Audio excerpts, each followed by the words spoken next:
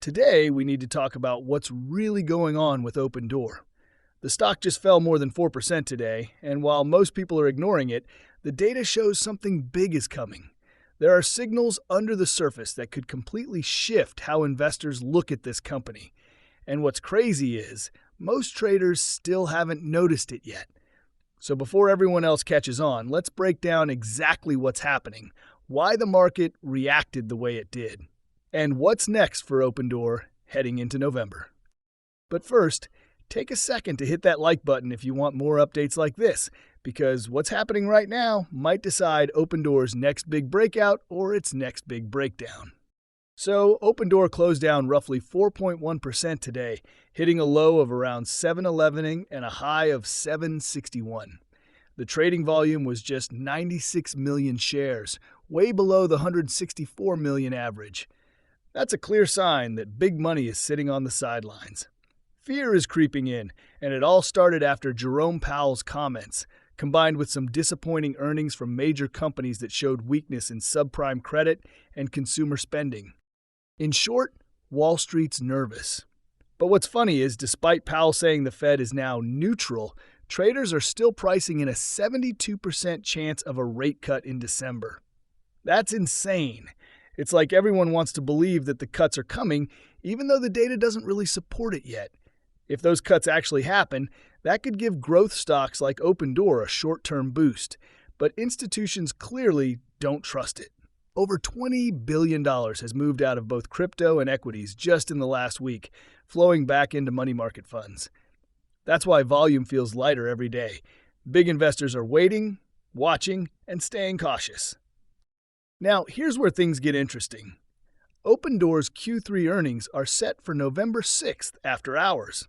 But Kaz, who's been one of the loudest voices around this stock, just posted that the event this time will be a live financial open house powered by Robinhood. Not just an audio call, but a full-on video event with a live Q&A. That's something completely new for Opendoor. And guess what? Just recently, Kaz and Robinhood's CEO Vlad Tenev started following each other on Twitter. That small move has everyone talking because it could hint at a potential collaboration or even something bigger, like tokenization of real assets. If that actually happens, it could explode retail interest and bring massive attention to Opendoor. But right now, surprisingly, the market isn't reacting. Kaz posted that update hours ago, and yet the stock barely moved, from around 7/15 to just 7:30. It's like people haven't realized what this could mean yet. Meanwhile, shorts are still active. Around 21.6% of Opendoor's free float is shorted. That's roughly 153 million shares. Earlier today, shorts added about 1.1 million more before tapering off, which is a typical hedge fund move. They hit the stock early and back off once pressure builds. In the dark pool, large trades around 1.2 to 1.4 million shares were reported, which usually signals institutional positioning.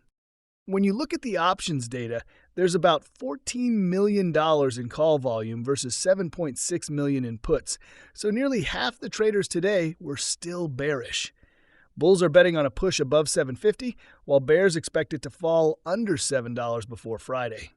With Apple and Amazon both reporting earnings after hours, tomorrow could be wild for growth stocks across the board. From a technical standpoint, Opendoor's trading just under its 50-day moving average at 7.35 cents. Last time it hit that level, we saw a strong V-shaped recovery. So if we get a positive market reaction tonight, that could repeat tomorrow. But if not, the next strong support sits around $5.07 with resistance near 7.65 cents.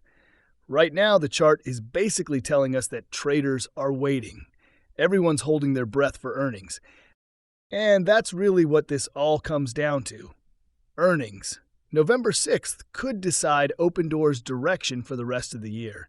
If the company shows progress toward profitability and better margins, the stock could easily climb toward $8.50 or even higher. But if numbers disappoint, we could see a sharp pullback, maybe retesting those lower supports. This is the point where the company needs to prove whether it's an innovative real estate tech play or just another overhyped story. Because despite all the noise online, bulls, bears, and influencers, at the end of the day, results are what move the stock.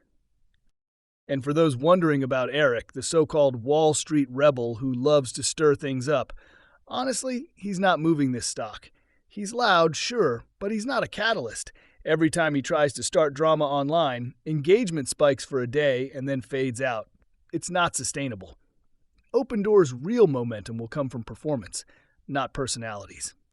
Now, if we take a step back and look at the broader market, tech earnings, Fed policy, and institutional flows are all connected right now. If Apple and Amazon post strong results, sentiment could lift risk assets, including Opendoor.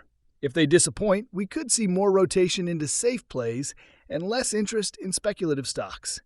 Either way, it's setting up for a big reaction week ahead. The data also shows that in the last few trading days, volume has been shrinking. 96 million shares yesterday, around 100 million the day before, 110 million the day before that.